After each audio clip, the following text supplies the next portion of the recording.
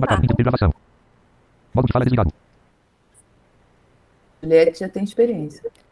Ok, estamos com a gravação.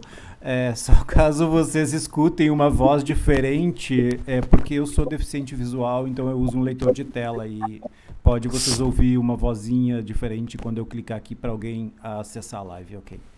É seu assessor, né? Isso. Tá bom. Sem problema. Aliás, deixar um agradecimento pelo site do Marcos, né? Que foi um trabalho muito bacana que ele desenvolveu para o projeto, né? Muito chique até. Tu viu? Entrei A gente agora e tá- falei, nossa, que Modo de fala negócio ligar botão. robusto, Delete botão. gente. Nicolas Brito está participando. Clicável botão desativar som do microfone de Então tá, então eu vou iniciar, mais pessoal. parênteses botão. Nicolas Brito Tem um botão participar. roteirinho aqui Modo de para fala não me desligado. perder. Então eu vou ler meu Modo de fala é roteirinho, falar. mas apresentando para vocês. Boa noite a todos, meu nome é Juliette, então eu sou aluna da cadeira de gestão ágil de projetos, mas eu também trabalho com projeto cultural. Eu escrevo, elaboro e executo projetos voltados para a cultura, daí é bem diferente dessa linha da TI e tal, mas é interessante, gestão é sempre gestão, né? Liderança, acho que tem as metodologias, elas estão presentes em tudo, na real, né?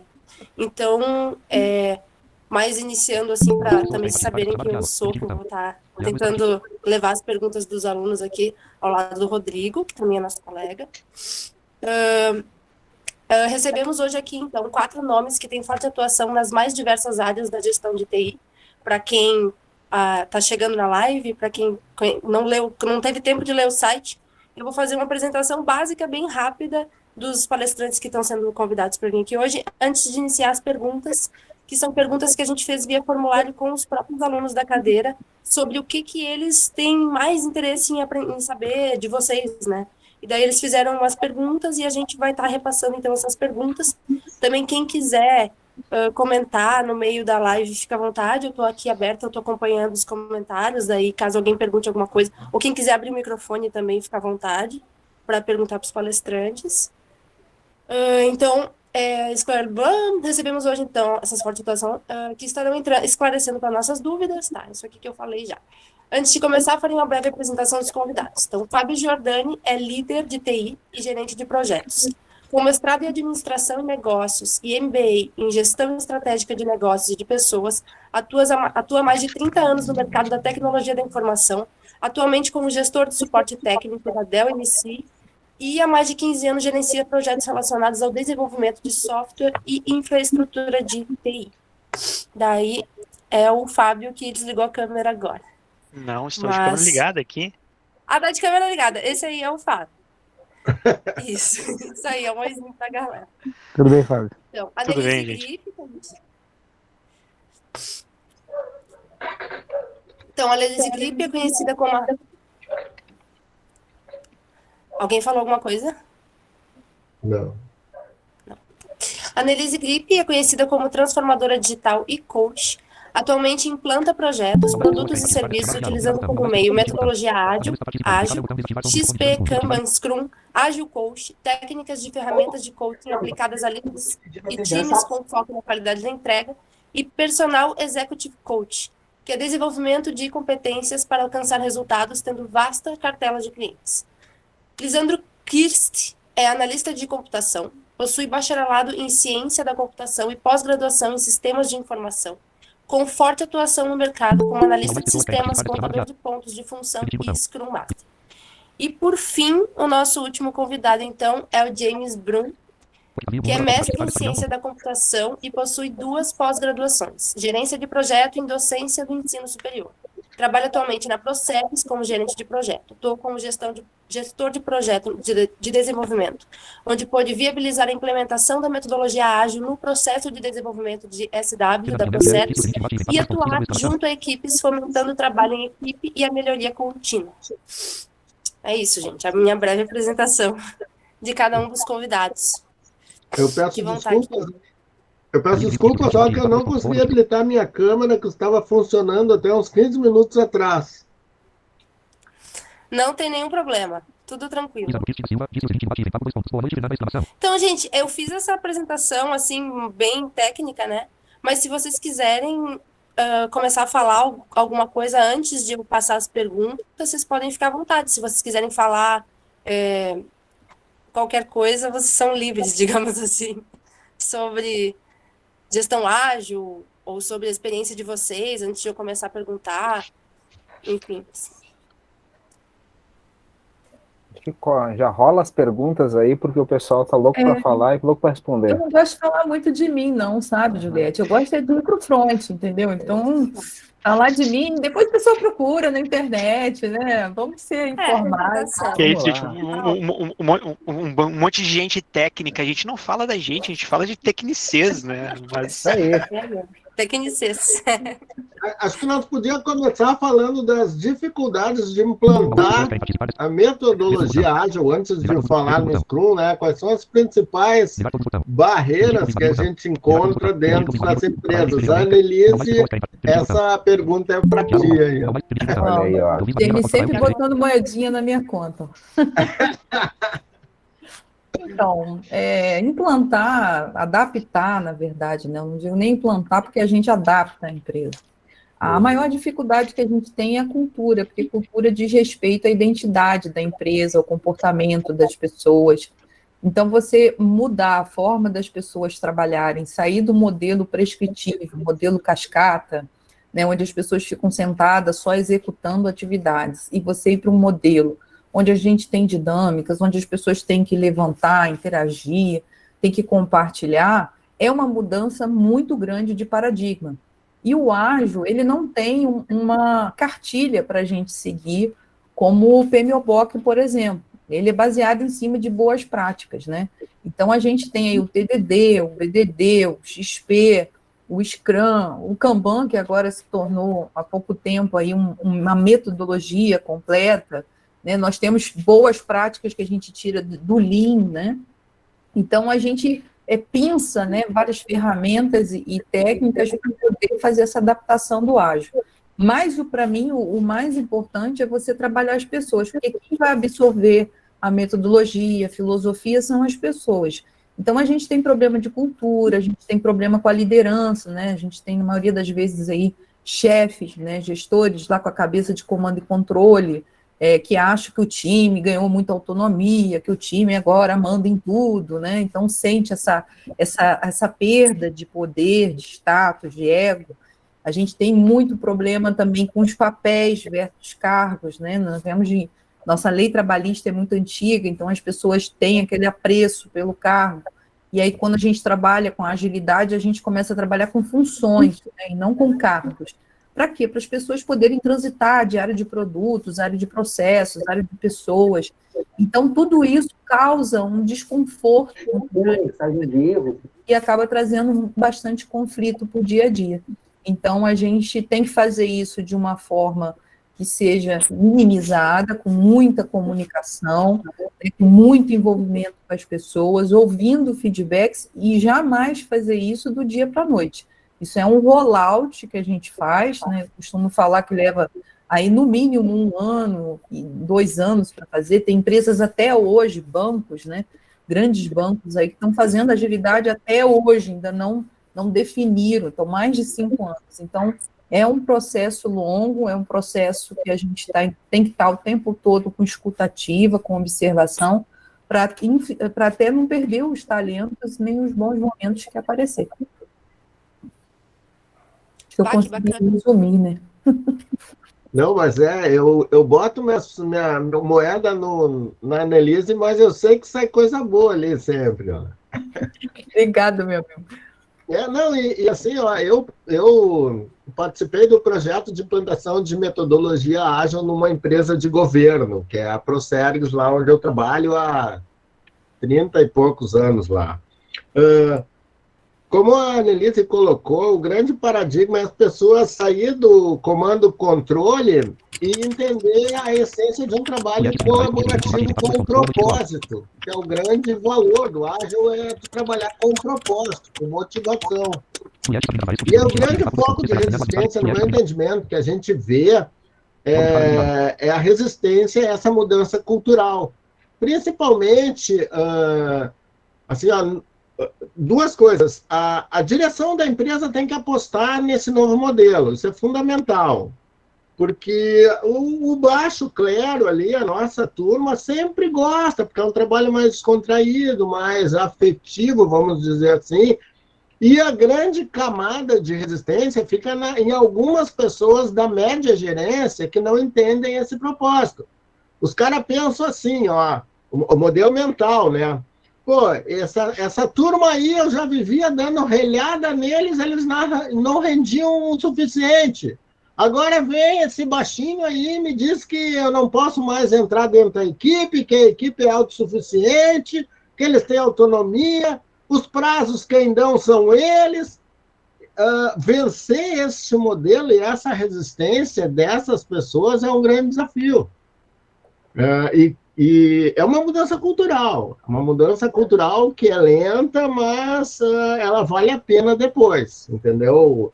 Quando a turma consegue assimilar isso aí, o trabalho se torna uma coisa muito mais prazerosa, que é o grande princípio. Agilidade é a gente fazer as coisas com prazer e com propósito, né? Claro, com esforço e com responsabilidade também.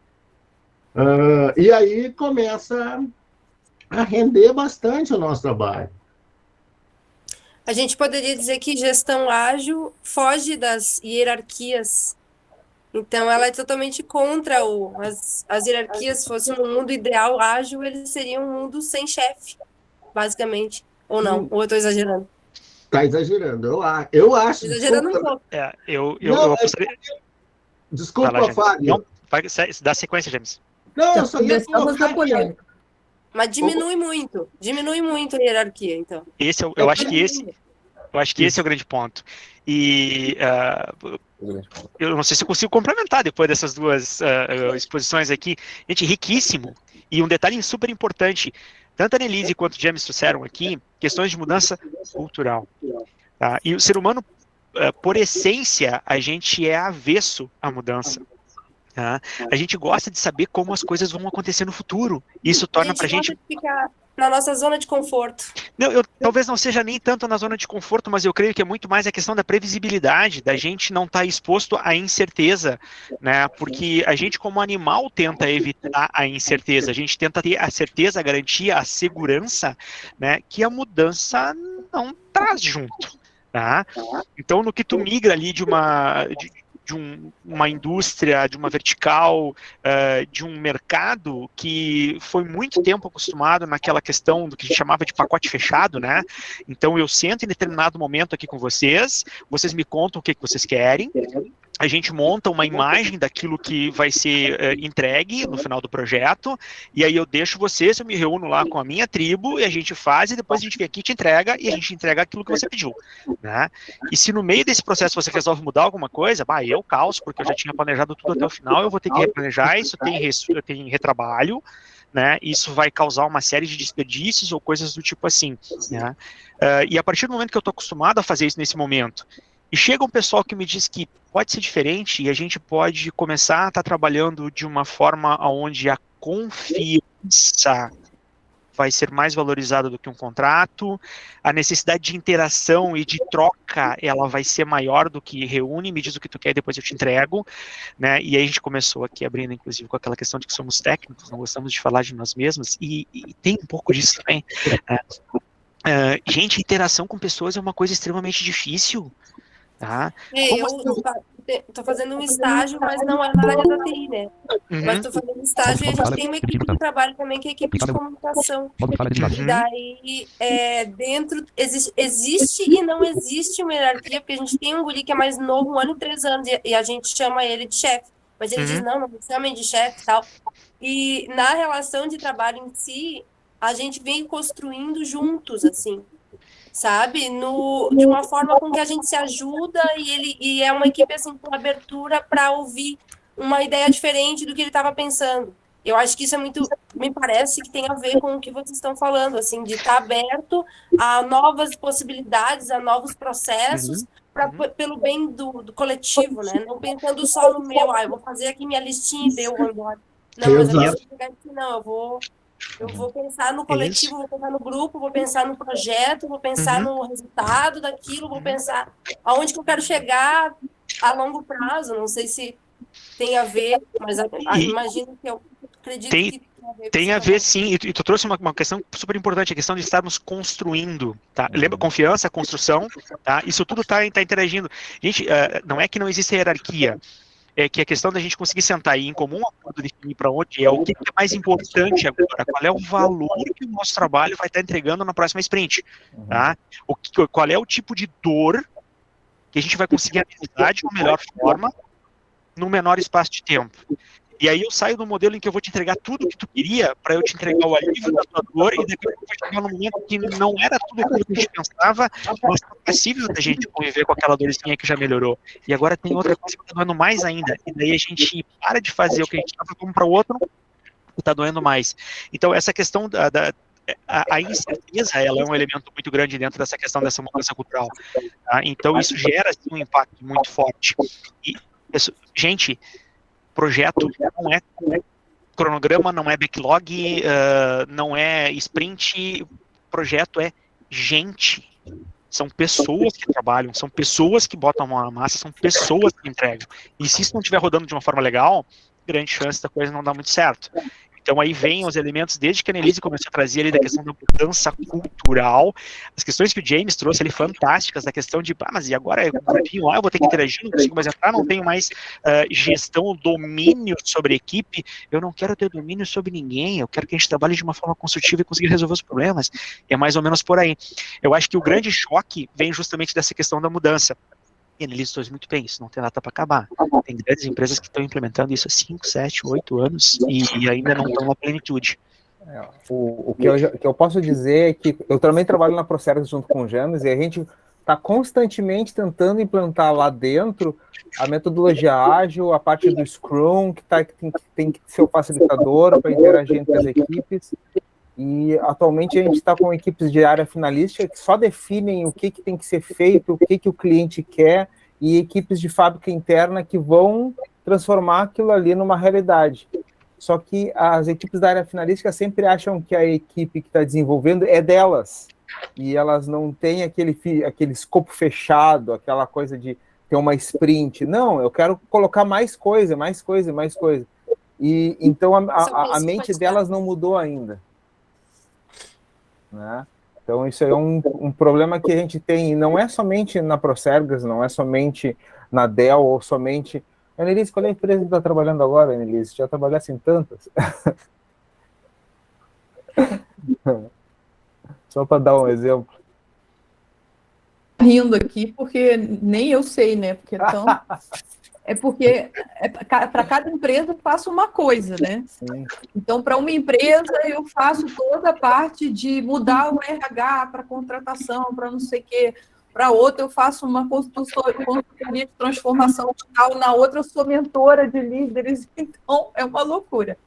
Mas isso que você falou faz todo sentido.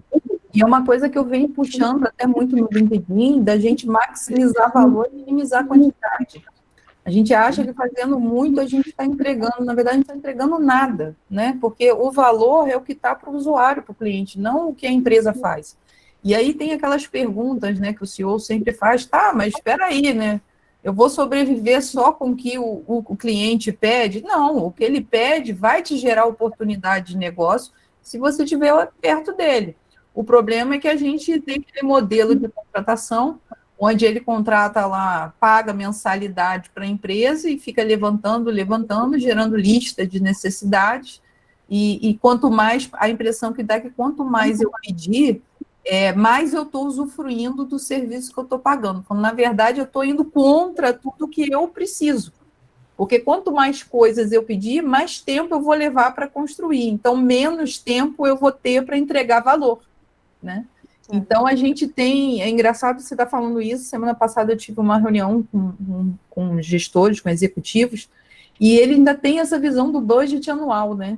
Não, mas como é que eu vou fazer o planejamento do budget anual? Não, faz um budget baseado no que você gastou esse ano, fazendo uma correção aí, de tudo que pode acontecer de inflação, mas pensa que de 3 em 3 meses, né? Quando a gente trabalha aí com OKR, com entregas trimestrais, a gente vai estar ali ou enxutando o escopo ou melhorando o que está se pedindo. Então, a intenção é que você não ultrapasse o valor que você gastou, pelo contrário, que você faça menos, né, faça mais com menos. Então, até entrar isso na cabeça de executivos, que são as pessoas que estão ali com dinheiro para investir, é complicado, porque ele fala, mas já não entrega hoje, vai entregar em 3 meses. Mas eu não tô, se eu mudar o processo lá na ponta, onde eu estou captando, e eu estou filtrando o que realmente tem valor, a tendência é que eu consiga fazer essas entregas trimestrais. Então, não tem fórmula mágica, tem trabalho. Cortar o que não é importante, o que não traz valor, e focar naquilo que vai trazer valor. Que é valor para o cliente? Dinheiro, quantidade de usuário, performance, está na frente do concorrente. Então, é tudo que ele tem ganho. Se você ajuda o cliente a ganhar, você está bem com ele. Tá certo. Com essa já poderia até encerrar, mas vai ter as perguntas. Juliette, tu falou a questão da hierarquia lá no início da tua pergunta. Só gostaria de fazer uma colocação assim, ó. No modelo padrão, a hierarquia e chefia são nomeados pela hierarquia da empresa, entendeu? No modelo ágil, quando a cultura está bem sedimentada, a hierarquia ela existe, mas ela é uma liderança e que cresce naturalmente dentro das equipes. Não vai ser uma pessoa nomeada por alguém, entendeu? Que vá lá exercer esse cargo. É uma coisa natural. A hierarquia existe... Como se fosse a liderança de cada projeto. Tipo, a mesma equipe faz vários projetos, daí em cada projeto pode ter um líder diferente, tipo, líder, entre aspas, um mediador, assim. É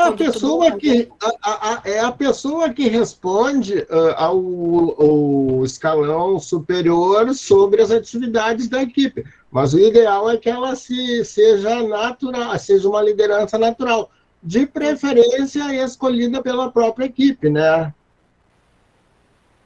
Quando possível. Tá. Então, agora eu posso passar para as perguntas dos alunos? Acho que já dá, né? Sim. Na verdade, esse trabalho ele é mais sobre Scrum.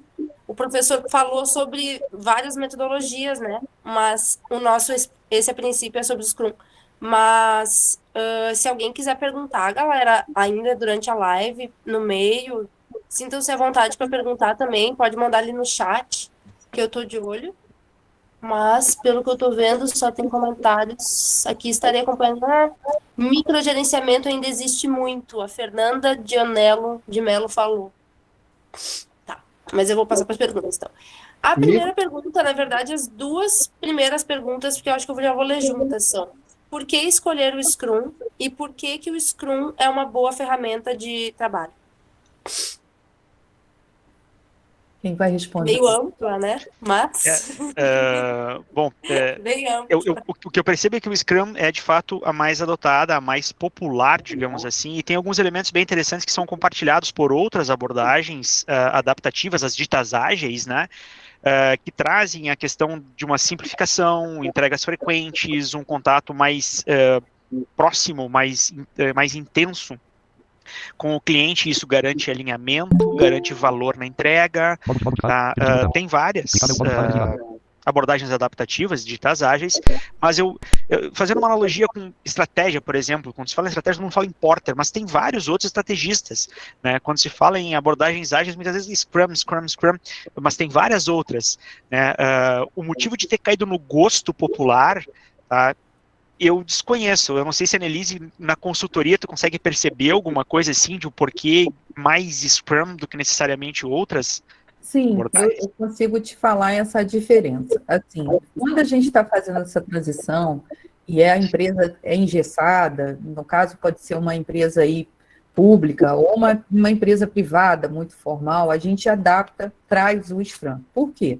Porque o Scrum, ele vem com os papéis, ele vem com os ritos, ele tem um tempo de adaptação. É como se eu estivesse trazendo uma matéria nova para uma sala com um grupo de alunos, né? Você tem uma construção, ele não é tão disruptivo, né? Eu posso trazer o Kanban também, porque o Kanban hoje também tem papéis, também tem ritos, né? O Kanban, eu costumo usar ele quando o pessoal já imbuiu aquele mindset, quando o pessoal já absorveu. Né? Então, por quê? Porque o Kanban ele já vai andar mais rápido. Se eu colocar o Kanban, né, a minha experiência, tá? Eu estou falando sobre a minha experiência.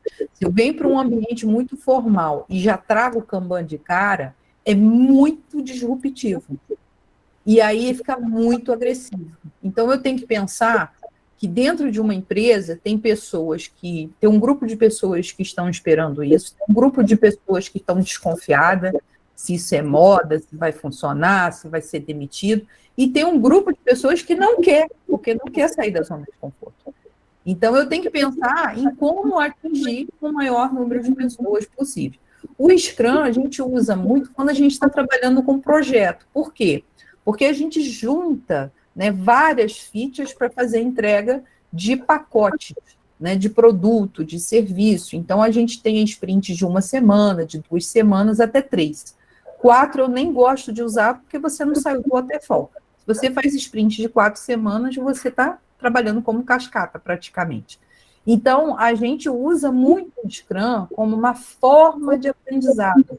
Ou seja, eu estou iniciando um processo, eu estou mostrando para as pessoas o que é uma reunião diária, o que é um planning, o que é um discovery, o que é uma reunião de refinamento, o que é estimativa, que no início dá muito problema, porque as pessoas estão acostumadas a dar os dias, né? Então eles querem colocar aquilo numa tabela de dias, assume a responsabilidade, então o comprometimento das atividades volta para a mão do profissional, não fica na mão de um GP, como era. Então são muitas mudanças. Eu gosto muito de usar o Scrum quando essa turma está crua, porque ele traz realmente essa linha de aprendizado. E aí, com o passar do tempo, 8 meses, 1 ano, aquele mesmo time trabalhando junto, eles já começam a rodar mais rápido o ágil. E aí a gente começa a fazer o Kanban, que é o Scrumban que a gente fala, que a gente começa a dividir as colunas, a ler os processos, medir o time de atividades por competências de pessoas. Então, a gente já consegue trabalhar, colocar uma pessoa de teste para ajudar na análise, ou botar uma pessoa de análise para fazer o teste. A gente começa a ganhar mais velocidade. Mas eu nunca, nos meus 14 anos de ágil, eu entrei na empresa direto com o Kanban. Tá? Eu sempre entro com algo menos disruptivo, porque o menos já é mais, entendeu? Naquele momento. Então, eu trago algo que seja mais palpável para depois ganhar velocidade e trazer o Kanban. Silêncio. Show de bola. Mais alguém quer responder essa pergunta? Eu acho que eu concordo com o que a Annelise falou e também acho que a metodologia Scrum ela é muito pouco prescritiva, entendeu? Em relação a um Extreme Programming, que é o XP, que tem uma série de ritos e processos, tanto que o Scrum é uma metodologia para gestão de projetos. Tu pode fazer uma festa usando Scrum, pode planejar uma viagem fazendo Scrum. Ela tem, se vocês baixar lá no site o manual do Scrum, é um conteúdo bem pequeno, ela é bem pouco prescritiva, com poucas cerimônias, poucos eventos, exatamente para dar liberdade de ser, vamos dizer, executada de variadas formas, dependendo do grupo. Por isso que ela preserva fortemente todos os valores da agilidade, né? É um dos motivos, além dos que a Annelise já colocou, que ela é bastante utilizada, pela simplicidade. Gente, tem mais algumas perguntas. A terceira... Só uma coisinha bem rapidinho, só para avisar, nós temos aqui na live mais algumas pessoas que são deficientes visuais, tá? Além de mim. E só para dizer que se vocês quiserem fazer alguma pergunta e acharem dificuldade para falar ou escrever no chat, vocês podem falar através do microfone, ok? Era só isso. Obrigado. Perfeito. Modo de fala é falar. Show de bola. Clicável botão desativar som do microfone. Modo de fala é desligado. Gente, que bom, né? Até estamos muito diversos hoje. Muito bom. Tá. A outra pergunta seria, como definir o tamanho do backlog? Mas eu acho que até mais ou menos tu respondeu ali, né? Mais ou menos uma média de tempo, mas acho que não foi bem a pergunta, né? Como definir o tamanho do backlog? Vamos lá. Então, isso, na minha visão, não existe um tamanho de backlog, né? Isso varia de time para time, né? Nem de empresa. E cada time tem a sua forma de trabalhar, cada time suporta, desenvolve e apoia um produto, um serviço. Então, são times construídos e adaptados para atender essa necessidade. Então, você vai ter times com muito mais front-end do que back-end, vai ter time só de back-end, vai ter time que vai ter mais cientista de dados, outros vai ter mais design. Então, eles têm características diferentes justamente para apoiar o produto e serviço. O tamanho do backlog vai ser de acordo com o tamanho da produtividade do time.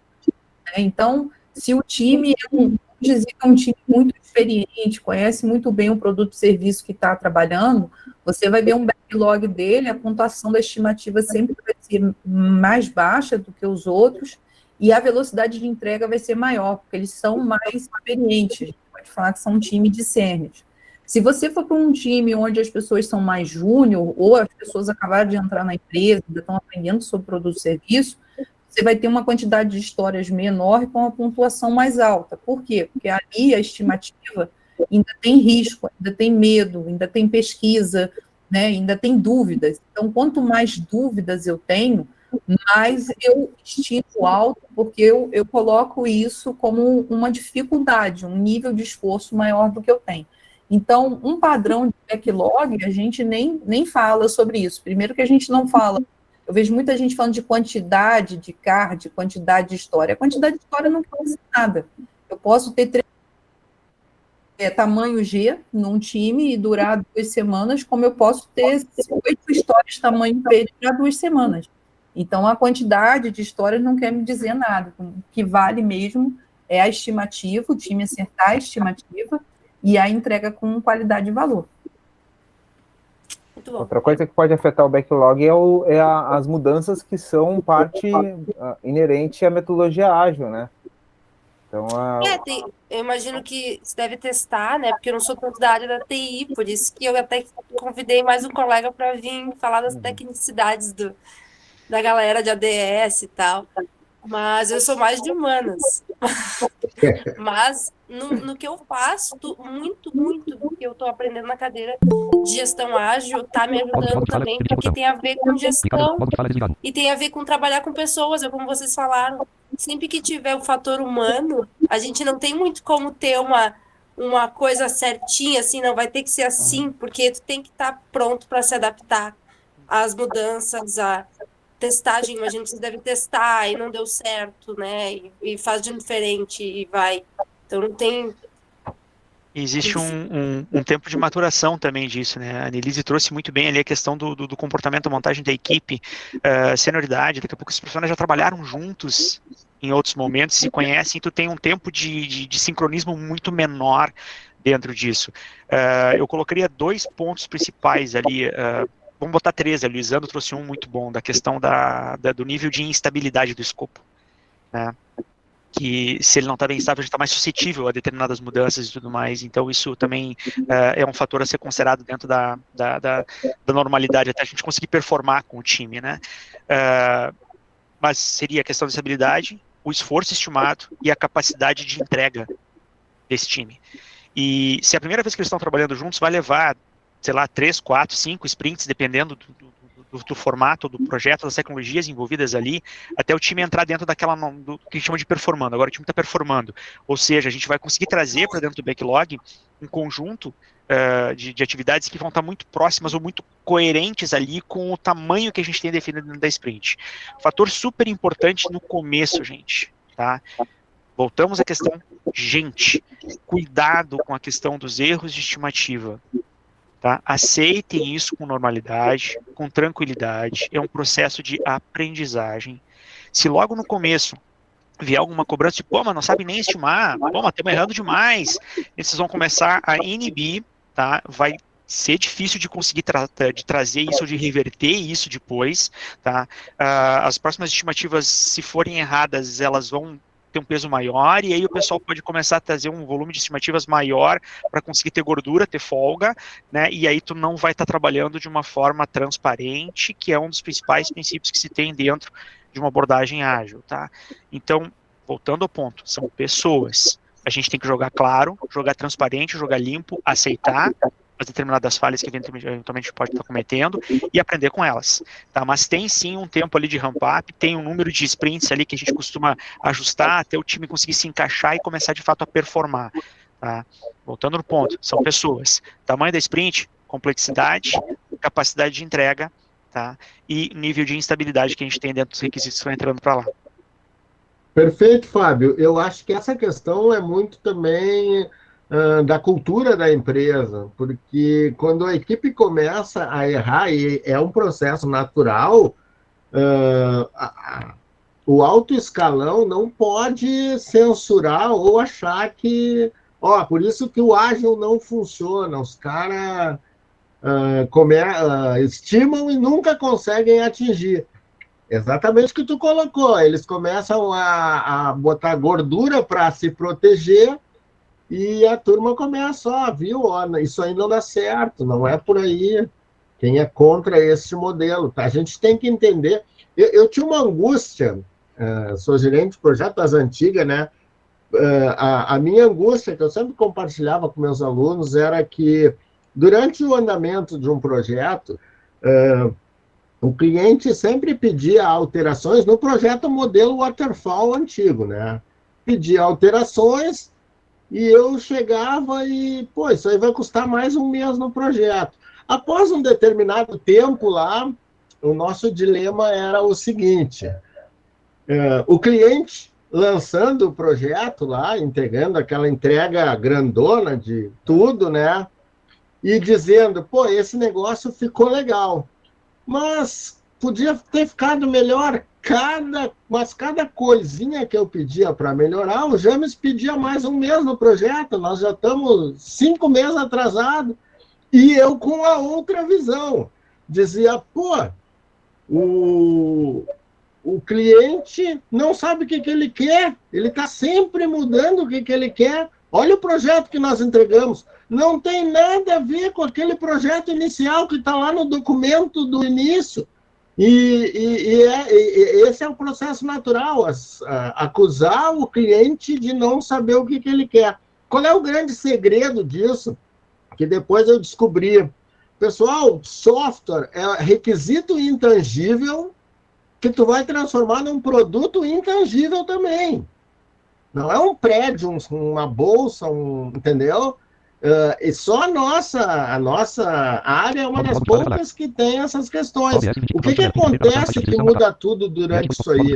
É o aprendizado. Tanto nós quanto o cliente vamos aprendendo a evoluir aquilo que inicialmente nós tínhamos elaborado para entregar algo melhor. E isso, é claro, que muda alguns esforços, muda prazos, mas a gente está sempre querendo melhorar o produto. No modelo waterfall, o cliente não tem compromisso com esta entrega. O modelo ágil, a gente pretende entregar frequentemente para dividir essa responsabilidade com o cliente. Mas entender esse aprendizado e esse crescimento em prol do valor é a essência dessa forma de desenvolver.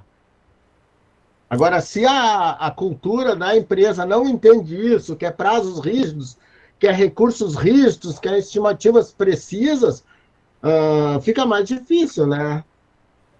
Aí tu tem mais um cenário de abordagens preditivas, né? O dito tradicional, né? Onde a gente tenta exatamente pré-dizer, né? Por isso do preditivo, tudo aquilo vai acontecer de começo a fim, né?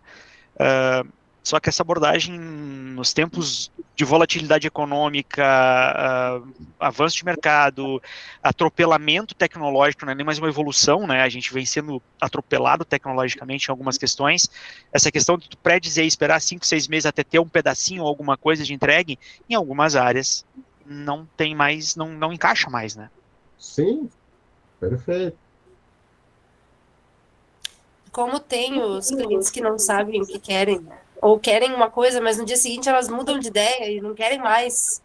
E daí tu já imagina a galera da programação aí, como deve ser isso. A maturidade dos requisitos é uma coisa interessante, né? Ela é difícil muitas vezes de ser alcançada, porque dependendo da área que tu tá e do que tá fazendo, isso muda e sofre influências de partes, às vezes, inimagináveis. A gente está falando de software até que não é tanto. Agora, vamos pegar uma organização, vamos mudar processos, vamos tentar ajustar ou alinhar a nossa companhia para ter uma agressividade maior ou entrar dentro de uma determinada área de mercado. E daí tu tá te organizando, tá montando toda a tua estratégia, botando foco naquela questão e de repente tranca um canal de Suez. Tinha gente que não sabia nem que existia um canal em Suez, tinha gente que não sabia onde era Suez. Tá?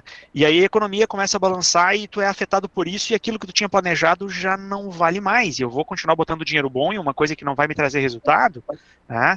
E aí a gente ajusta e organiza as coisas para um determinado momento. E daí surge uma pandemia, e daqui a pouco surge outra de novo.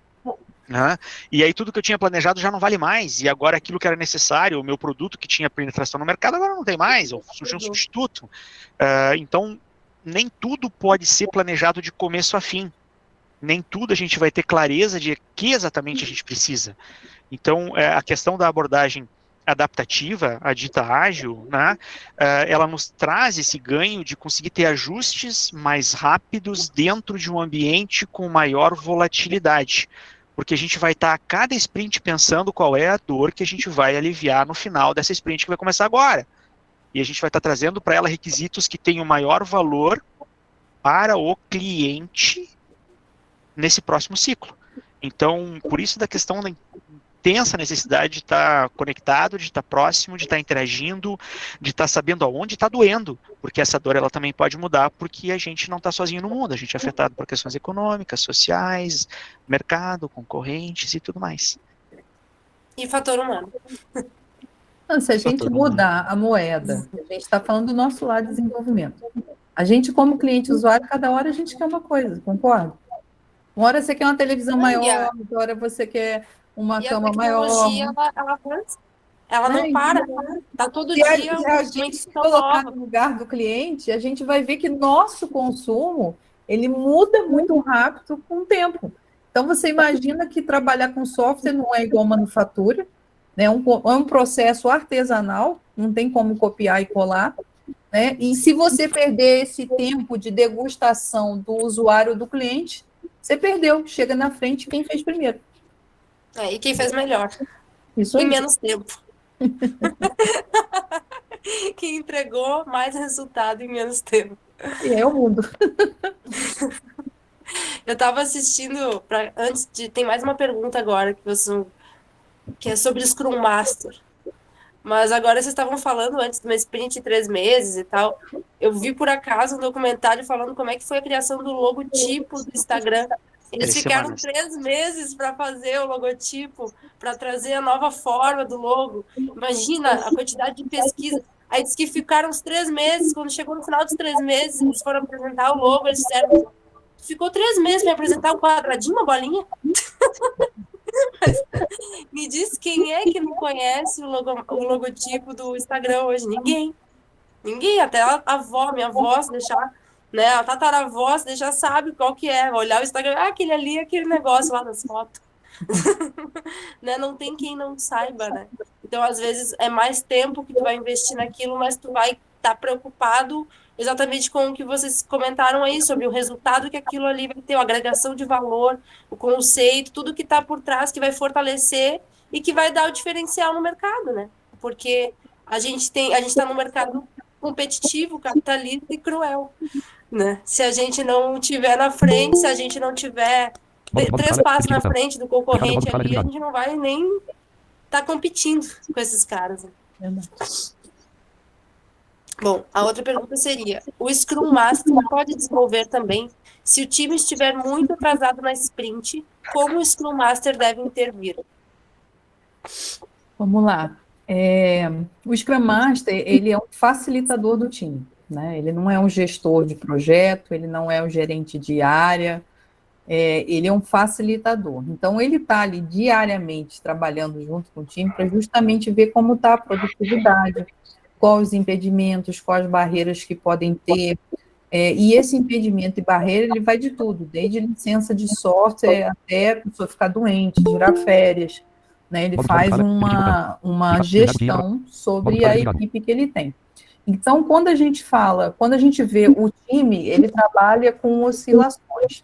Então, ele vai ter momentos de pico e vai ter momentos de pouca produtividade. E isso é normal, né, se tratando, quando a gente está falando de produtividade.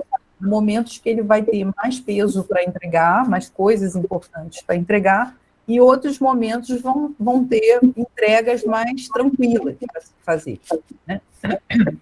Então, se ele olha o time e vê que o time está desmotivado, que está tendo um problema de comunicação, de comportamento, ele tem que ir lá e atuar nesse problema. E não é atuar, como eu falo, expondo a pessoa ao ridículo, mas é entender de onde está partindo aqueles problemas. Então, geralmente, a gente vê, por exemplo, um liderado, que é um excelente liderado, produzindo pouco ou desmotivado, geralmente ele está, às vezes, com um problema em casa ou fora da empresa. E aí você tem que chamar ele para uma reunião de one-on-one. O que é uma reunião de one-on-one? Chama ele para um café, para um lugar mais reservado, e fala, olha, desde o dia tal, traz fatos e dados, estou observando você, você chegou atrasado no dia tal, você tem falado pouco, não tem interagido, não tem entregado, suas atividades estão acumulando no quadro de tarefas, o que está acontecendo?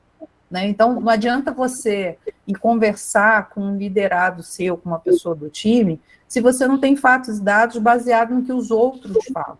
É importante que você leve os fatos e dados para você mostrar que você observou, que você vem acompanhando e você está preocupada com a outra pessoa, né? Então, geralmente, tem assim, eu estou com problema na faculdade, eu estou com problema de saúde em casa, né? E isso, quando acontece isso, é muito bom, porque ali se formou um laço de confiança. Eu sinto confiança no Scrum Master de falar o problema que eu estou para ele poder me ajudar. Né? Então, geralmente, a gente dá 2, 3 dias para a pessoa resolver os problemas dela, né? A gente chama o time e fala, olha, a pessoa está com um problema, o nosso amigo está com um problema pessoal, nós vamos ter que fazer uma força-tarefa e ajudar, e aí todo mundo pega as atividades dele, faz as atividades. É um time, é o que eu falo, o Neymar não joga sozinho, ele está dentro de um time. Se não tivesse uma seleção, de repente ele não faria tanto sucesso. Então, quando um jogador é expulso, o que o resto do time faz? Se reúne e fica jogando naquela posição onde tirar um jogador que foi expulso. Então, é isso. Se alguém sai por algum motivo, a gente tem que se auto-formar novamente e fazer e produzir. Então, é um time. E a gente acompanha. Então, tem comportamento, tem problemas de disfunção, né? Tem um livro muito bom, As 5 Disfunções de um Time. Tem pessoas que têm um comportamento ruim, tem pessoas que não se encaixam àquela cultura do time, porque cada time tem a sua identidade. E a gente peca muito na hora de fazer entrevista e contratar pessoas para fazer parte de time, sem o time avaliar, sem o time conhecer a pessoa antes de contratar. Né, porque isso dá um conflito muito grande de comportamento. Então, assim, tem várias coisas, Juliette, que pode acontecer no time e que o Scrum Master tem que estar ali perto do time para observar e atuar e não deixar crescer. Muito obrigada pelos esclarecimentos, pessoal. Vocês estão arrasando muito. As perguntas dos alunos, na verdade, agora acabou. Não, mentira. Tem uma última pergunta.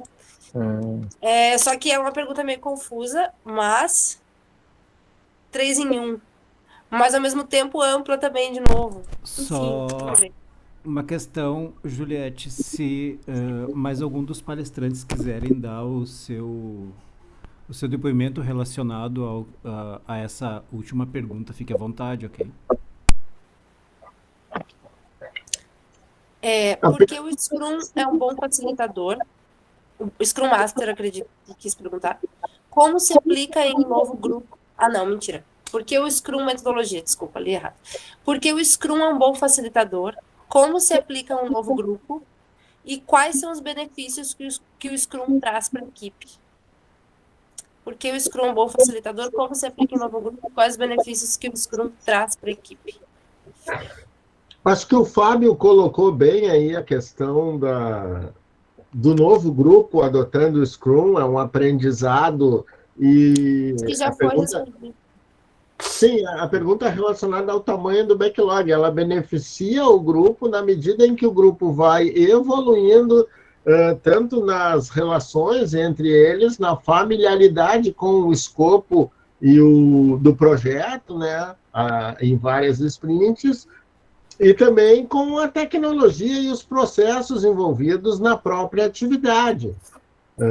Isso aí. Eu acho que essas perguntas aí vocês já responderam em outras falas, né? Na verdade, eu acho que essa já foi até Bem contemplada, completo. vocês já responderam ela. Ainda falando um pouco sobre o que a Anneli estava falando anteriormente, eu acho que a gente tem que fazer quase como se fosse um papel de psicólogo dentro do sendo Scrum, sabendo escutar, sabendo ouvir, sabendo dialogar e dando os conselhos bem pontuais e sempre trazendo a pessoa para dizer assim, tu faz parte da equipe, tu é importante para nós, tu é importante para mim, e a equipe só vai andar se tu tiver legal, se tu tiver bem. Então, vamos conversar, e tu vai conquistando a pessoa para tu ter um time mais coeso. Eu tive agora, a gente remontou o meu time lá, porque eu faço parte do time de contadores de pontos de função na ProCerts. Então veio um time completamente de programadores que eram programadores da linguagem Natural. A maioria de vocês não devem saber o que é Natural, mas é uma... O Fábio tá rindo. Como assim a maioria não... A gente programava isso, mas segue. Não, esconde idade. Fiquei quieta aqui, ó. Então, o que acontece? São pessoas mais antigas, são pessoas que têm já têm uma idade mais avançada, vamos dizer assim, que sabem essas tecnologias mais antigas. E trazer para uma coisa, para um negócio completamente novo, então eu tive que treinar, eu tive que conquistar, eu tive que falar com cada um deles, e hoje a gente é uma equipe muito junta, né? Onde um falha, o outro põe, onde um falta, o outro tá se sobrepondo, e assim a gente vai levando como equipe, a gente não deixa faltar nada para ninguém. Então é isso, a gente tem que atuar com isso aí. Então tá, pessoal, eu vou abrir aqui a pergunta para ver se mais alguém queira perguntar. É a última chamada, gente. Dou-lhe uma, dou-lhe duas, dou-lhe três. Perguntem. Interajam aí. Acho que o pessoal tá quietinho, mas a gente teve bastante gente, né? 30 pessoas, a gente tá aqui em 4. A Fernanda quer falar, levantou a mão ali. Quem levantou a mão pode perguntar. Pode perguntar, Fernanda. Beleza. Então, eu vou fazer uma pergunta relacionada... alguém pode fechar o microfone que tá dando eco? Aí, só para conseguir falar. Em relação a um time, tá? Na parte de estimativas. Que sugestões, dicas vocês dão para times em que os integrantes têm níveis de conhecimento muito diferentes e para que isso não impacte na entrega final da sprint? No sentido em que, digamos, que a gente tem um time que 70% é contemplado por pessoas seniors e 30% de pessoas júniors. Como não fazer com que isso impacte negativamente na entrega do pessoal mais júnior e que se tenha um equilíbrio nas entregas do time como um todo? Bom, o equilíbrio você só vai encontrar se você começar a fazer o trabalho de pair programming. O que é o pair programming? Você vai trazer essas pessoas que são júnior, que são pleno, e vai trazer atividades onde o sênior, o pleno, possa fazer junto com o júnior. Então, você vai fazer com que o time alavanque o conhecimento e fique mais homogêneo, porque você está falando, o que você está trazendo para a gente é que você tem duas polaridades. Né? De um lado, você tem um grupo de pessoas que sabem muito, e do outro lado, você tem um grupo mais júnior, um grupo que ainda sabe pouco. Né? E se você não unir essas duas pontas, elas vão ficar se batendo. E aí você vai ter daqui a pouco um conflito dentro do próprio time. Então, a melhor coisa a fazer é observar o que o pessoal que é mais júnior precisaria aprender conhecer, desenvolver, que ajudaria o time a ter mais autonomia, ou seja, eles não precisariam estar toda hora ali pedindo alguém que tenha o conhecimento. Isso vai ser bom até para acertar as estimativas, porque o que acontece? Quando você vai com um planejamento e faz a estimativa, esse júnior que não tem tanto conhecimento do produto e serviço, ele sempre vai achar que tem muita coisa para fazer. E aí você vai ver um pleno sênior falando, não, é só plugar, é só construir, é só fazer isso, porque ele já tem mais expertise em cima daquilo ali. Então, aí fica visível até para o Scrum Master ver que existe essas duas polaridades. E como que a gente melhora essas arestas? Fazendo pré-programa. Então, você vai trazer atividades com um nível de desafio maior, onde o programador, o desenvolvedor do time, que tem mais conhecimento, sente ao lado do que tem menos, mas quem tem menos tem que botar a mão na massa. Não é ele fazer para quem está buscando conhecimento, não. É quem está buscando botar a mão na massa e fazer com a orientação de uma pessoa mais sênior.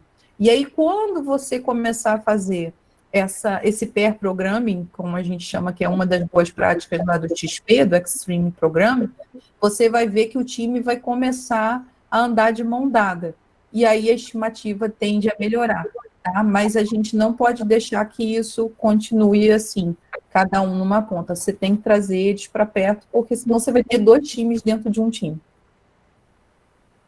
Perfeito.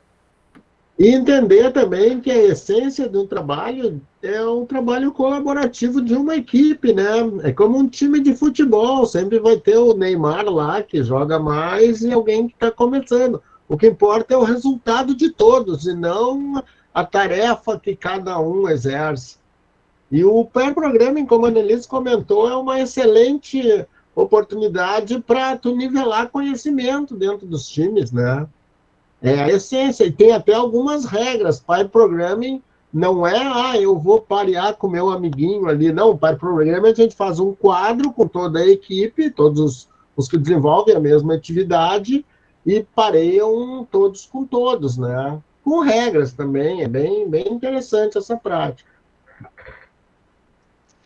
E se me permitirem fazer uma adição aqui, já que a gente faz voltas e chega em gente de novo, tá? Tanto essa questão do rampar, de conseguir desenvolver quem é mais júnior para ter uma capacidade, uma qualidade de entrega maior, uma velocidade, né, maior, quanto na adoção, no trazer, na integração de algum membro novo dentro da equipe. Essas atividades de pair programming são fantásticas para isso, a gente utiliza shadowings também para esse tipo de coisa, e tem uma coisa que às vezes a gente não percebe, tá? Mas isso é intrinsecamente comportamento humano, todos nós temos isso.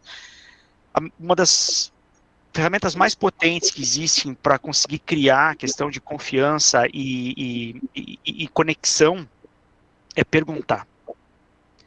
O novo elemento, aquele que é mais júnior, o ato de ele ter a condição, a confiança de chegar no sênior e dizer, cara, eu não manjo disso ainda, eu sei que tu manda pra caramba.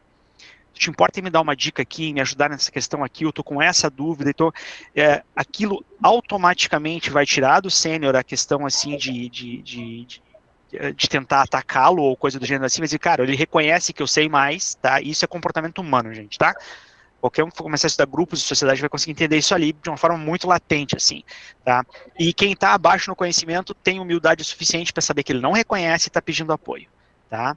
No momento que se estabelece esse link e ele recebe o apoio, tá? Se gera uma dívida psicológica de quem recebeu o apoio para quem deu o apoio, tá? Eu inconscientemente me sinto devedor daquele que me ajudou, tá? E aquele que ajuda, inconscientemente, tem um crédito, né, naquele que foi ajudado. Isso gera uma conexão que transcende. Tá?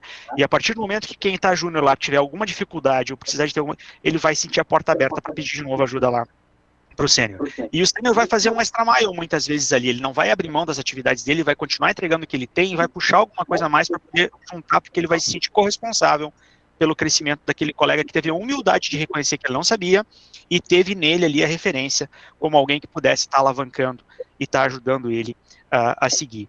Chame isso de apadrinhamento, buddies, bote o nome que quiser, tá? Mas isso funciona muito.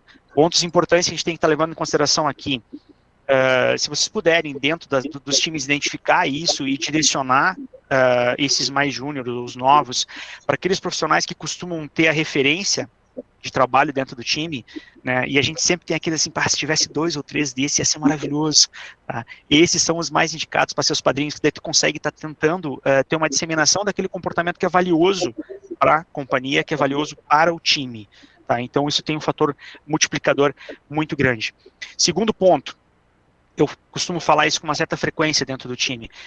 Gente, se não sabe, pergunta. É melhor tu ficar vermelho perguntando agora e fazer a coisa da forma certa do que roxo depois tomando porrada por não ter entregue ou ter entregue alguma coisa errada. Tá? Então, tá na dúvida? Pergunta, pede ajuda. Tá? A gente não trabalha sozinho. Tá? Por isso que a gente tem um time.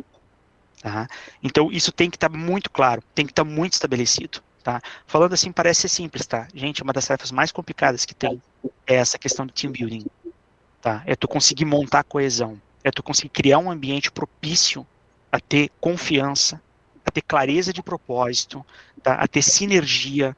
Isso é uma das atividades mais complexas que tem dentro da liderança. Tá? E é um desafio monstro para um Scrum Master conseguir viabilizar esse tipo de coisa, principalmente em times que estão ainda dentro do forming ali, tá? Estão naquela parte inicial. Tu conseguir encaixar isso, conseguir trazer, é um belo desafio.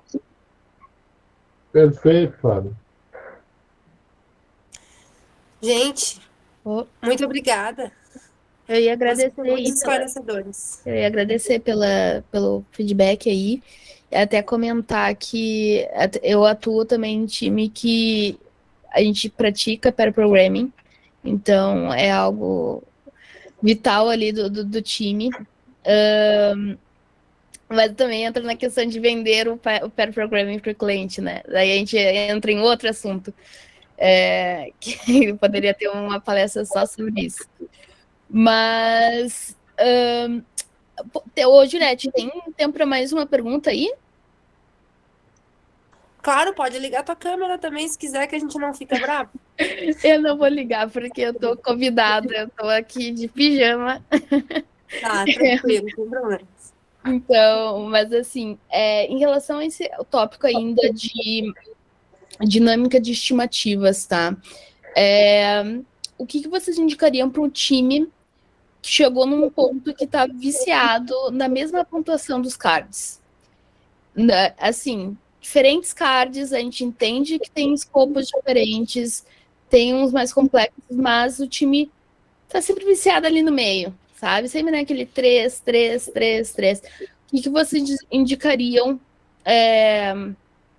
para que essa equipe comece a realmente a avaliar o card de outra forma? Daqui a pouco precisa um maior entendimento sobre o card, precisa mais tempo, sei lá, para fazer um refinamento sobre ele.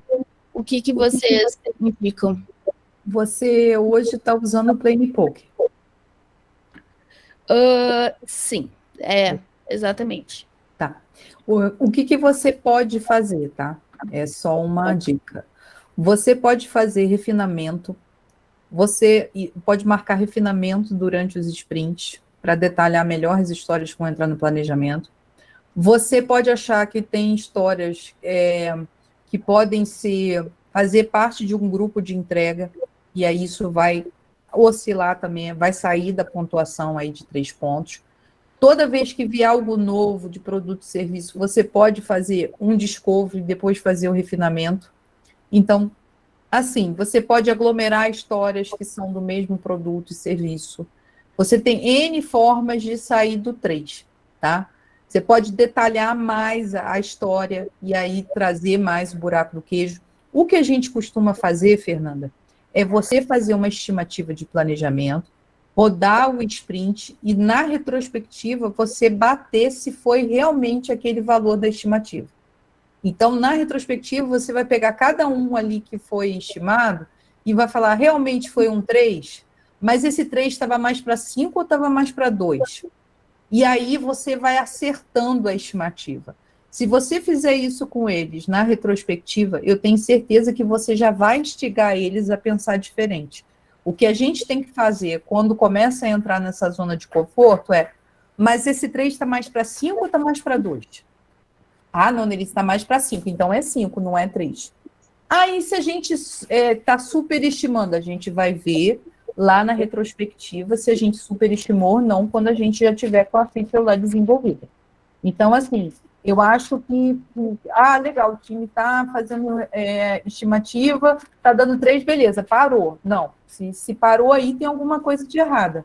Então, tem que ficar alfinetando eles, questionando, levar essa reflexão. Ah, legal. Se me permite complementar aqui, Annelise, eu acho fantástica essa questão de fazer o double check lá no review, né? E aí eu volto numa das questões lá que a gente tem na estimativa. Ela é fenomenal, só que cuidado na abordagem, né? Isso não pode ser uma forma de desmascarar ou de trazer à tona, vocês estão aqui, né, de conchavo aqui tentando burlar o sistema ou estão tentando ficar numa zona de conforto. Atenta bem no formato como tu vai trazer os resultados. Que daqui a pouco aquele 3 virou 5 e vários dos 3 viraram 5. E todo mundo que olha assim, tá na cara que a coisa não tá legal aqui, né? Que estão tentando boicotar o sistema, né? Presta atenção para como isso vai vir à tona, tá? Não dá para... tu tem que tomar cuidado para não descaracterizar ou para não... tirar a autoridade do time em estar estimando, né, a autonomia deles em estar fazendo isso, tá? Eu acho perfeita essa abordagem, perfeita. Só toma esse cuidado, assim, para ninguém se sentir ofendido ou agredido com a questão de que, pô, estão lá botando o dedo na ferida ou algo do tipo assim. Eu volto naquele ponto, é gente de novo. E esse que é o maravilhoso da vida, pessoal. Somos indivíduos, cada um responde de uma maneira, e é isso que dá tempero, tá? Só que tem comida que é temperada demais, tem que se ligar nisso também. Perfeito. Gente, tem uma pergunta no chat aqui. Wagner dos Santos colocou: minha esposa atua no departamento pessoal do Sicredi, diretamente no folha de pagamento. Uma demanda de serviço gigantesca. Tentaram implementar o sistema Kanban, onde a equipe não se adaptou e teve retrocesso nas atividades. Ah, eu sei o que está acontecendo. Eu estou ouvindo um eco. E eu estava achando que era o meu microfone, mas não é, porque está desligado aqui. Desculpa, eu vou ler de novo. Mas tá aí no chat, vocês podem ler também. Uma demanda, eu tava falando e ouvindo, sabe? Minha esposa atua no departamento pessoal do Sicredi, diretamente no folha de pagamento, uma demanda de serviços gigantesca. Tentaram implementar o sistema Kanban, onde a equipe não se adaptou e teve retrocesso nas atividades e canceladas as atividades Kanban. Foi o sistema mais adequado, realmente, o não aceite de equipe. Eu acho que tem a ver com o que a Annelise tinha comentado antes de usar o Scrum, porque é menos agressivo, né? Mas eu acho que aí, Juliette, tem N fatores que a gente precisa buscar, né? Falando assim fica muito superficial, muito macro. Mas, primeiro, por que foi implantado o Kanban? Quem teve essa ideia, qual o objetivo, né, que se apresentou para usar Kanban? Né? Porque se eu cheguei a um consenso de usar uma técnica, uma ferramenta, um método, um framework, isso é um consenso com o time, ele não pode ser imposto. Eu não posso chegar com o time e falar, ó, você vai trabalhar com Kanban, você vai trabalhar com Scrum. Não é assim. Eu tenho que ver a natureza do meu trabalho, porque, por exemplo, dentro da folha de pagamento, eu posso ter times trabalhando com Scrum e outro trabalhando com Kanban, e tá tudo bem. Entendeu? Não tem nada de errado nisso, eu não tenho que padronizar a ferramenta dentro dos times. Eu tenho que ver qual é a natureza das atividades para ver o que se adequa melhor. Então, fica muito complicado a gente ver, dizer assim, o que pode ter acontecido, mas um fato é latente. As pessoas não absorveram o Kanban, ponto. E aí, quando não absorve o Kanban ou o Scrum, elas passam a desacreditar na metodologia. Então, você vai começar a ouvir pessoas falando, o ágil aqui não funcionou. Quando o RH, a folha de pagamento, qualquer área de negócio, funcionaria muito bem o Kanban quanto o Scrum, mas tem que ser levantado assim, quais foram os fatos e os dados que apareceram que me diz que não funcionou ou que não está nos ajudando. Então, aí é um trabalho que eles têm que fazer internamente. E elementos também como maturidade, prontidão do time, nível de entendimento, suporte que se teve, é complexo dizer se estava correto ou não, se foi a ferramenta mais adequada ou não, com poucos elementos. Isso aqui dá uma consultoria, né, Lilise? Já fiquei 1 ano no Sicredi dando consultoria já, então acho que pode vir outro consultor aí para ajudar. O pessoal tenta padronizar demais. Eu acho que por isso que às vezes não dá certo. E isso é um ponto interessante, James. Talvez alguns de vocês aqui, como eu, sejam nascidos no interior e tiveram uma proximidade um pouco maior assim com as lidas campeiras, como diz o meu pai. E tem um ditado no interior do Rio Grande do Sul que diz que ovelha não é para mato. Então, gente, tem determinadas coisas que não dá, ou não cabem, não encaixam. Tá? A gente tem que tomar cuidado com as questões, assim, os modismos, muitas das vezes nós somos afetados por eles também. Tá? E dentro de gestão de projetos eu costumo dizer que não tem certo, não tem errado, tem aquela abordagem que ela é adequada para o tipo de projeto e a solução que está buscando. Então, muitas das vezes, uma abordagem adaptativa, uma abordagem ágil vai ser perfeita para aquele tipo de necessidade que tu tem. Algumas outras vezes, a tua demanda e o teu tipo de projeto, ele vai ter características onde o modelo preditivo, dito tradicional, ele vai ter um encaixe melhor. E vai ter vários momentos em que tu vai perceber que um híbrido vai rolar muito bem ali. Tá? E, então, não é porque está escrito em algum livro qualquer que aquela boa prática é padrão de mercado que aquilo vai se adaptar ou vai se adequar dentro do teu projeto. Às vezes não cabe, não encaixa, não tem o porquê. E o inverso também é verdadeiro. Às vezes vocês vão estar tendo... Vocês vão estar conduzindo um projeto, vocês estão gerenciando um projeto, vão estar utilizando ferramentas técnicas que não estão descritas em qualquer referencial de boas práticas. E aquilo está funcionando super bem, pelo amor de Deus, não abre mão daquilo, continua usando porque está dando certo. Tá? Então, Tá bom, é difícil aquela questão do rótulo do certo ou do errado. Eu acho que tem aquilo que é adequado dentro do contexto que tu tá, do cenário que tu tá, das condições que tu tem, dos recursos que tu tem, dos prazos, né?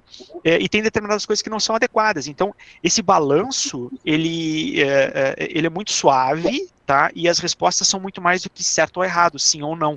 Né? Tem um range fantástico de possibilidades ali no meio. O que tem que ter muito claro, sempre é a questão do why, propósito, por que a gente está fazendo aquilo, né? E se aquilo está adequado e está levando a gente a chegar naquele Isso vai objetivo. agregar valor, né? Exato. Qual que é o valor que vai agregar para a empresa, que vai agregar para o projeto? Eu dei uma estudada sobre o Lean Office, ele também é muito parecido nesse termo, né? O que agrega valor, tu vai fazer. O que não agrega valor, tu já corta. Já tira fora, não tá te agregando, tá só te fazendo perder tempo. Não, e tem um fator importante aí, né? E isso não é... O que a gente está falando de padrão é uma coisa muito normal, tá? As pessoas, quando começam a trazer o ágil para dentro de empresas, elas querem criar um padrão para todo mundo aprender junto, para ficar mais fácil de você orientar, de você levantar se está dando certo. Só que quando a gente cria, a gente tem que ter muito cuidado com o padrão, porque você criar uma base para todo mundo começar é algo legal e importante se fazer. Mas você criar um padrão que limite as pessoas a evoluírem o estado mental que elas estão, a metodologia que estão trabalhando, a cultura, o produto, aí é complicado. Né? Ontem eu estava até gravando um podcast e falei muito do churrari. Eu falei, gente, a gente esqueceu do churrari. Né? O churrari é a essência lá do modelo Toyota, do Lean. O que ele fala? Se você não tem conhecimento, não sai fazendo o que você acha. Faz o beabá que você está conhecendo, né? Aí, se você já ganhou um expertise, você já experimenta uma coisinha aqui, outra ali, né? O RIS, você já está lá no expertise, você já tem ferramenta, já tem técnica. O problema que eu vejo hoje, na maioria das empresas, é que mal sabe o que é, se é de comer ou passar no cabelo, e já sai mudando, né? Eu nem coloquei aquilo em prática, não experimentei, né? É engraçado que eu falo assim, olha, os primeiros sprints vão falhar. Como assim vão falhar? Mas eu estou pagando a consultoria, né? Então você vê que as empresas ainda não estão com esse mindset, e o ágil é um modelo construtivismo de aprendizado, é em cima de erros, acertos e adaptações. Então, na cabeça deles, eu estou pagando um consultor para só acertar e não para aprender. Então, a gente tem até essa discordância do papel do consultor, né? Como se eu tivesse que chegar ali já fazendo sucesso, e o sucesso é o aprendizado. Né? A empresa tem que continuar Sucesso é o resultado do trabalho bem feito, né? Pois e é. do teste do erro e acerto, porque muito se aprende no erro e acerto. A gente, nos projetos de cultura, eu trabalho com produção cultural desde 2016. Sim. Eu errei muito, é o que eu brinco lá no meu trabalho agora. Eu disse, eu acho que eu já errei mais que vocês, é só essa minha diferença. Tem algumas coisas que eu já errei mais, eu já errei, já quebrei a cara, já fiz isso, já vi que não dá certo, e agora eu vou te dar a dica, faz assim, vai ser melhor. Depois analise e me diz. Eu fiz algo parecido com algumas coisas que vocês comentaram hoje, que são boas práticas, digamos assim, no coletivo, e eu fiquei até feliz em ver que vocês também recomendam, porque eu tenho um colega que é parecido com o que a menina falou, é o Júnior, né? Ele é menor aprendiz, ele é o único que não tem experiência, ele veio zero, é o primeiro trabalho da vida dele. E ele caiu numa equipe de comunicação que a galera é toda da produção multimídia, toda de... A gente quer aprender e fazer coisa diferente, testar e, né, aprender muito no processo também. Só que aí, tipo, às vezes ele pergunta uma coisa para mim e eu digo para ele, faz assim, vai lá e olha o resultado e me diz qual que achou. Faz uma análise com o concorrente, vê o que o concorrente está fazendo, o concorrente tal está fazendo, e daí tu mesmo vai achar a tua própria resposta, entende? Não sou eu que vou te dar a resposta. Tu vai achar essa resposta sozinho, baseado na análise de dados que tu vai fazer ali para ver se isso que tu tá falando em fazer vai dar certo ou não. Analisa quando a gente fez e vê, e faz esse autoanálise. E desde que a gente começou a analisar mais, quanto mais a gente analisa, mais assertivo a gente fica. Porque a gente já sabe, não, a última vez que a gente fez assim não deu certo, vamos fazer agora, diferente, tal jeito, que tal jeito funciona melhor. E ali tu vai chegando, né? Então, a gente tem que considerar o erro. A gente não pode ter medo do erro. Porque se a gente tem medo de errar, a gente fica sempre no mesmo lugar. Tu estagna e tu não vai para frente. Então, tu tem que errar. Tu tem que ter coragem de errar também. Dizer, não, vou errar aqui. Mas eu dei um passinho para trás, mas dei 2 para frente depois. Porque daí, depois que eu errei, eu vi o que não deu, fiz o que deu e assim vai. Claro que para mim é muito mais... Não é que nem vocês que estão programando, desenvolvendo software, né? Isso deve ser um buraco bem mais embaixo, né? Mas eu acho que a galera, com certeza, aproveitou bastante as dicas. Acho que a live foi muito produtiva. Fiquei bem feliz que teve um resultado bom. A gente teve 30 pessoas, né, presentes. Agora estamos com 36. 36 é porque contando nós, né? Mas assim, sem contar nós, os 5 aqui, a gente tem 31 de plateia, digamos assim. Tá bom. Então, acho que foi, no final, bem-sucedido. O nosso projeto também foi esse nosso trabalho, essa nossa entrega aqui para o Rui, a entrega final da cadeira, né? E a gente teve que aplicar a metodologia Scrum pela primeira vez, a gente nunca tinha aplicado. Eu, pelo menos, nunca tinha trabalhado com Scrum antes. Então, no início, rolaram várias coisas, assim.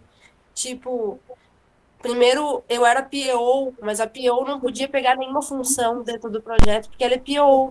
Mas daí entra o que vocês falaram de se adaptar. Aí eu perguntei pro professor, né, espera aí, mas isso continua sendo um trabalho de faculdade? Será que neste caso, que não existe empresa, não existe a quem eu estar mediando, não tem cliente para eu estar sendo PO?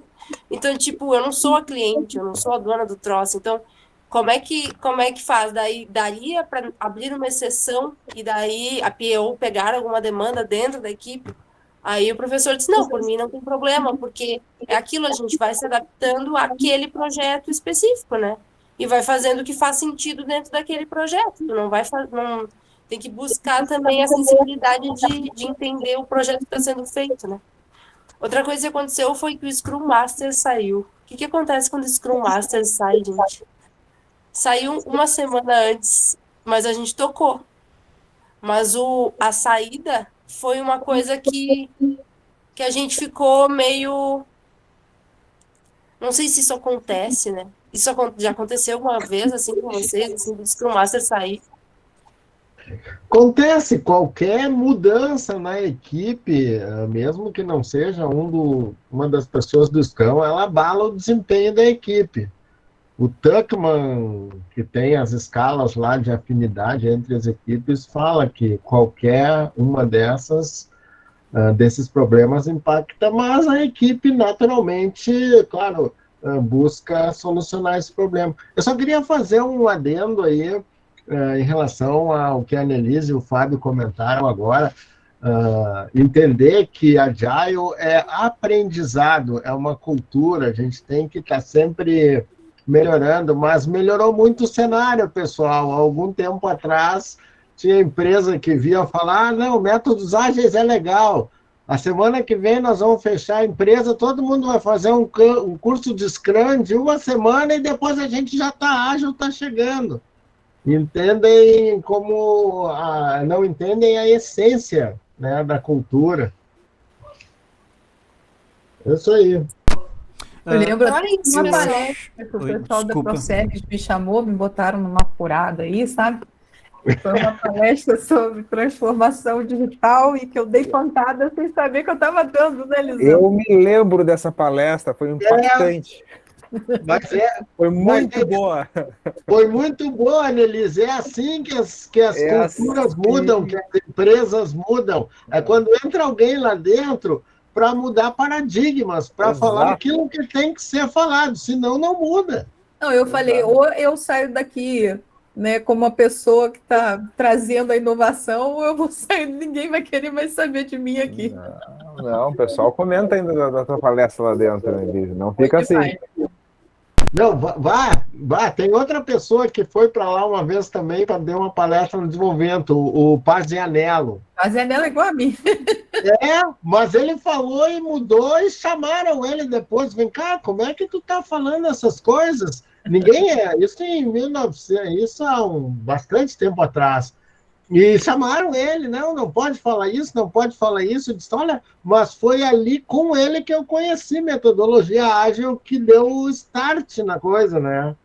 Mas eu acho uma posição muito corajosa, Annelise, porque a gente está falando naquilo que a gente acredita que é o certo, e não se moldando de acordo com os padrões de uma organização, entendeu?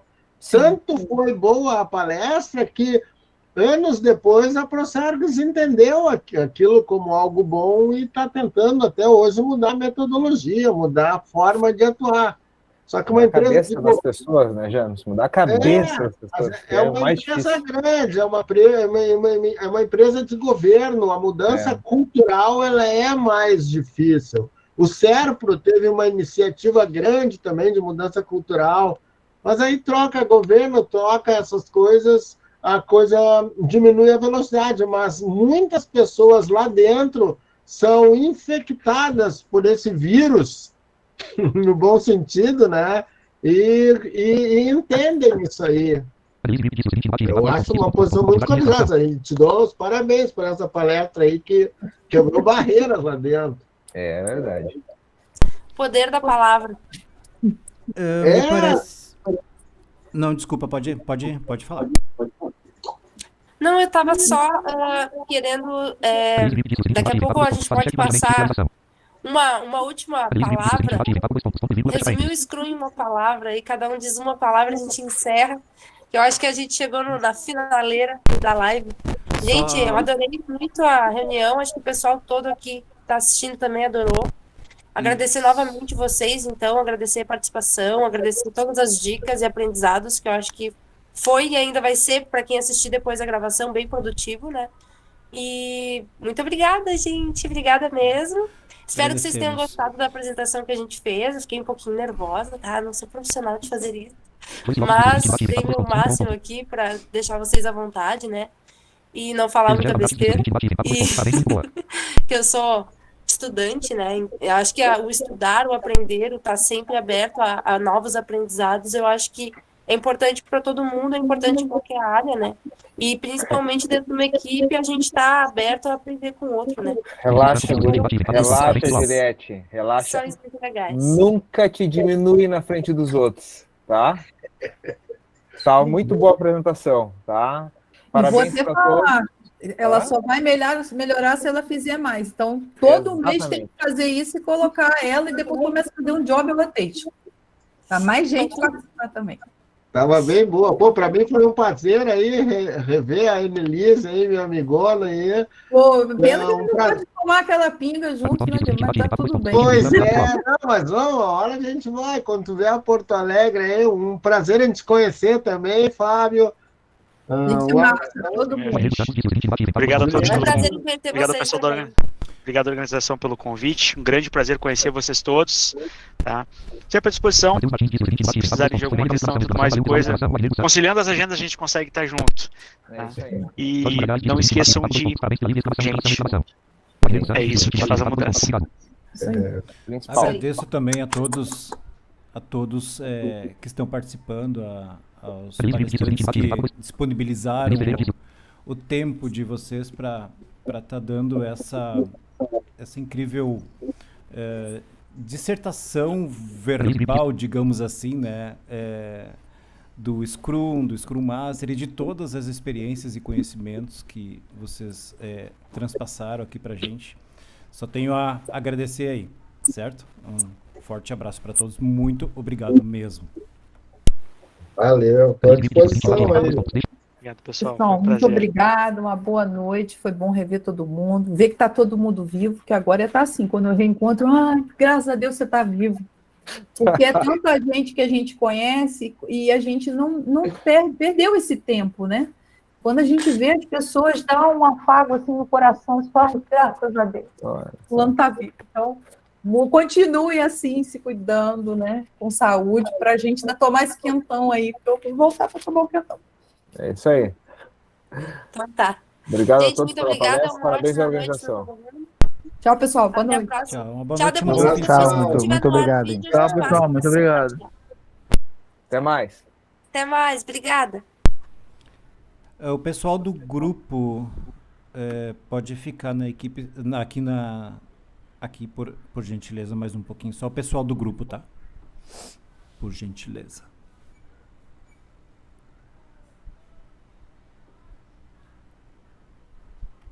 OBS.